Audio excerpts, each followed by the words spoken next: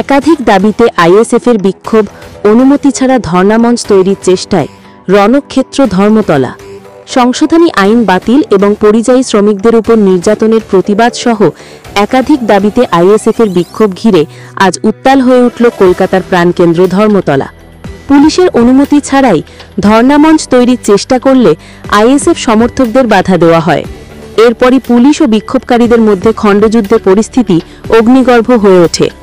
এদিন সকাল থেকেই আইএসএফ কর্মীরা ধর্মতলার মেট্রো চ্যানেল চত্বরে জড়ো হতে শুরু করেন। তাদের প্রধান দাবিগুলো ছিল সংবিধান বিরোধী ওয়াকফ সংশোধনী আইন 2025 বাতিল করতে হবে, দেশজুড়ে বাঙালি পরিযায়ী শ্রমিকদের উপর নির্যাতন বন্ধ করতে হবে, ওবিসি সংরক্ষণ পুনর্বহাল করতে হবে, ভুয়ো SC/ST শংসাপত্র বাতিল করতে হবে, SIR এর বিরোধিতা। অভিযোগ, বিক্ষোভকারীরা কোনো রকম পুলিশি অনুমতি ছাড়াই মেট্রো চ্যানেলের সামনে মঞ্চ তৈরির কাজ শুরু করেন। কর্তব্যরত পুলিশ কর্মীরা তাদের বাধা দিতে গেলে ইরুপক্ষের মধ্যে তীব্র বচসা শুরু হয়। মুহূর্তের মধ্যে সেই বচসা ধস্তাধস্তিতে পরিণত হয় এবং এলাকা রণক্ষেত্রের চেহারা নেয়। পরিস্থিতি নিয়ন্ত্রণে আনতে পুলিশকে বল প্রয়োগ করতে হয়। এই ঘটনার জেরে ধর্মতলা চত্বরে তীব্র যানজটের সৃষ্টি হয় এবং সাধারণ মানুষের মধ্যে আতঙ্ক ছড়িয়ে পড়ে। বর্তমানে পরিস্থিতি নিয়ন্ত্রণে আনতে এলাকায় বিশাল পুলিশ বাহিনী মোতায়েন করা হয়েছে। এলাকায় এখনও যথেষ্ট উত্তেজনা রয়েছে।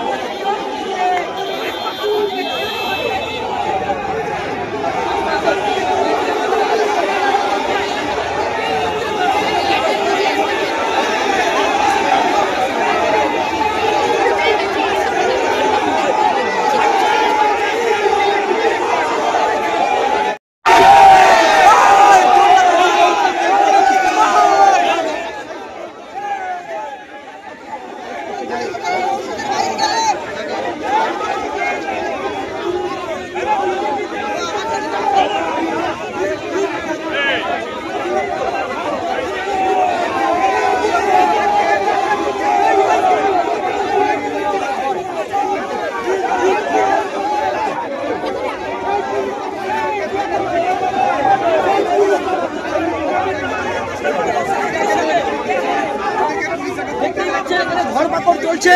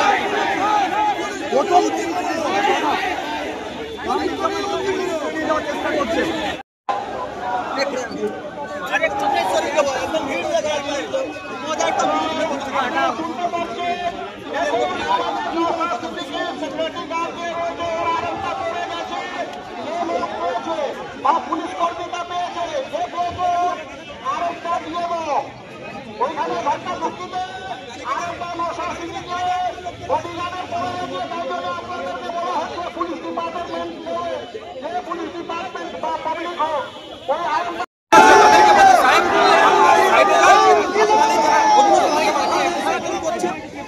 হয়ে যেতে পারে, তাদের সম্মান আছে।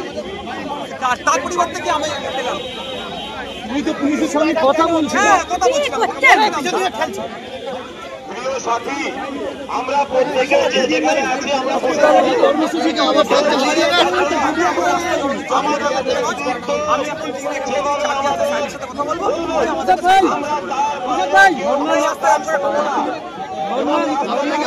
চালিয়ে যাবেন অবস্থান।